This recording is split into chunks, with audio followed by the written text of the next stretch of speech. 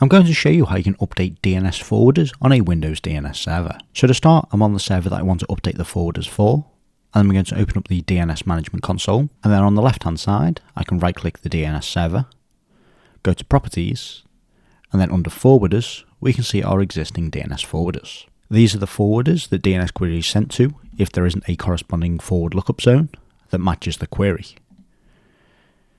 So these will be set to external forwarders. So what we can do is we can press edit, and then we can edit the list of forwarders in here. So I've currently got Google's DNS as my external forwarder. And if I want, I can just add other IP addresses for DNS servers. And then these will resolve. And now any DNS queries that my DNS server doesn't know what to do with, it will forward to one of these servers. Now, even in an Active Directory network, if you've got multiple domain controllers with DNS, these don't synchronize automatically between the domain controllers, so you will have to go on manually and update all of the forwarders on each of your DNS servers. Now what we can do is use PowerShell to do this. So if I open up a PowerShell terminal, and then within PowerShell, I can do get-DNS server forwarder, and then -computer name, and then the name of the DNS server.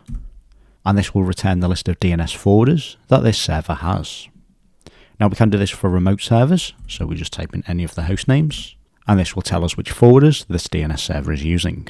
So if we wanted to add a new server, what we can do is run add-DNS server forwarder, and then computer name, and then the name of the DNS server, and then -IP address, and then the IP address that we want to add. So in this case, if I add 1.1.1.1, and then run get DNS server forwarder, we can see it used to be just 8.8.8.8, and now it has also got 1.1.1.1. And if we want to remove any of these forwarders, we can do remove-DNS server forwarder, and then computer name, and then the name of the server we want to remove the forwarder from, and then IP address, and then the IP address of the forwarder we want to remove. It will then ask us to confirm. We can do Y to confirm. And then if we do get DNS server forwarder again, we can see that it has now been removed and updated the DNS server forwarder list. Now if we want to use this method to update all of the domain controllers at the same time, what we can do, we can chain this with a get-AD controller list. So if we do get-AD domain controller, and then filter that, and just use star, then what we can do is we can pipe this into a for each object. So if we then do pipe for each object, and then we can run our command, which is get-DNS server forwarder, and then -computer name.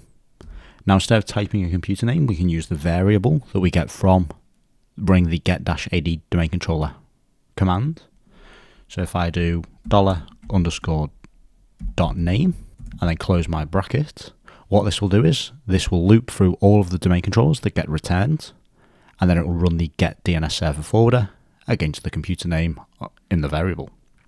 So if I run this command now, we can see that it's returned two results, because I've got two domain controllers in my environment, and I can see that one of the DNS forwarders has got 8.8.8.8, 1.1.1.1, and 9.9.9.9, and then the other server has just got 1.1.1.1.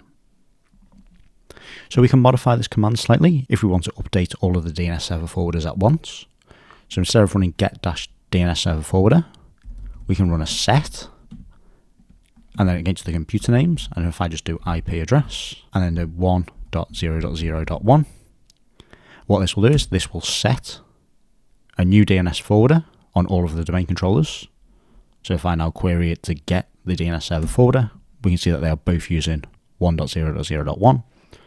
Because the set, instead of updating it, it just overwrites all of the values with the new value that's specified here.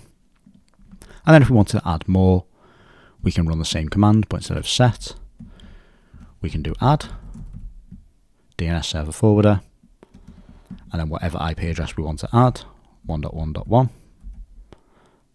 And then now we can see that 1.1.1.1 has been added as well. And let's say if we wanted to remove a DNS server from all of our domain controllers, we can do the exact same command and then do remove and then enter. That will then remove it from them all. After we press yes to confirm, and then yes to confirm again from the second. And then we can run the last command just to get the DNS server forwarders again. And we can see that now we've just got 1.0.0.1 on all of our domain controllers. So that's how you can use the DNS Management Console or PowerShell to update the DNS forwarder entries on Windows DNS servers.